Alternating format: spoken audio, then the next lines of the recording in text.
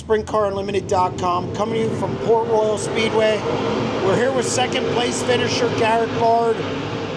Garrett, that's a tough one. You lead 24 and 9/10 laps. Anthony Macri gets you by .008 at the finish.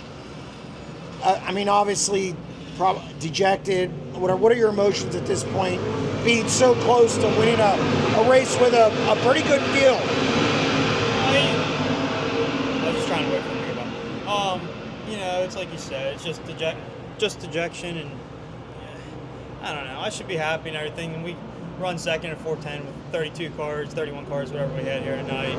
But it just sucks to lead, like you said, 24, 9/10. Come off turn 4, you can see the checkered, and next thing you know, he's beside you. Could I probably done turn 3 and 4 a little differently on that last lap? Probably. I knew we were on the white there, and it was just I didn't want to screw up.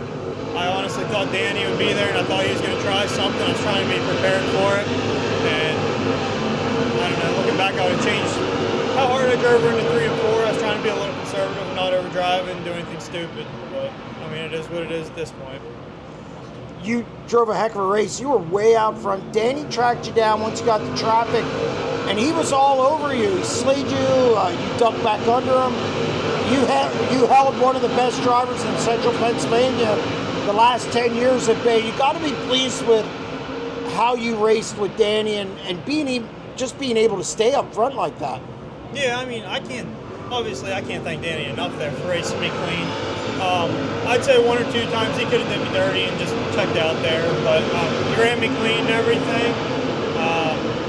Just when we started to get to the dirty air, I was loose from the first lap, and I knew it was going to be bad. It was going to progressively, obviously, get looser as the race went on.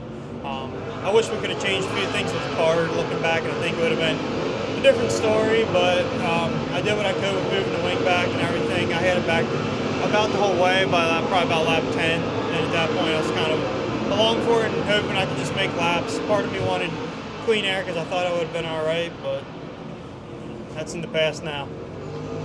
Car of speed, though. You were at Tri-City last week. You led a lot of laps there.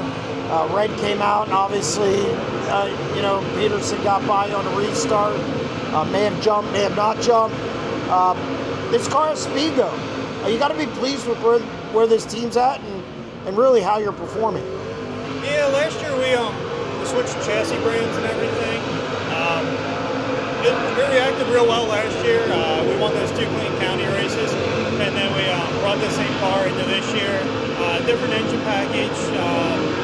Seems to be running real well. We've been trying some different setups just to get the car to react a lot better. That first batch of hot laps tonight, we had some issues with it. We redid all the blocking, everything on the car real quick in between hot laps. There with that rain delay, went back on the second hot laps, the car felt much better. Heat race, the car is just phenomenal. And then the feature there, like I said, we were a tad looser than I would have liked to start with. But we're making great progress with this car. I think last year at this race, I think it was our 5th race, we had 3 DNQs. And this year, I think it's our 6th or 7th race, and I think only 2 times we've not finished in the top 10. So for us to keep finishing in the top 10 here and get a couple top 5s, we're making a lot of progress and we're heading in the right direction. Back to the race. Were you surprised Macri was there? I mean, because you really didn't get a chance to hear him or see him. Truthfully, I figured it was going to be Danny. I didn't figure it would be Anthony. I mean, I guess I should have known.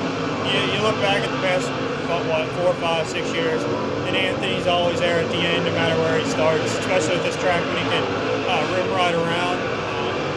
I thought the top was going away a little when I was in traffic, so I kind of migrated more to the middle. I could drive in and get a real good drive through the middle, so I was just kind of migrating there. Partially to kind of protect from the slider from Danny. But yeah, I wasn't expecting Anthony. It was more so Danny. I was thinking he was going to be there.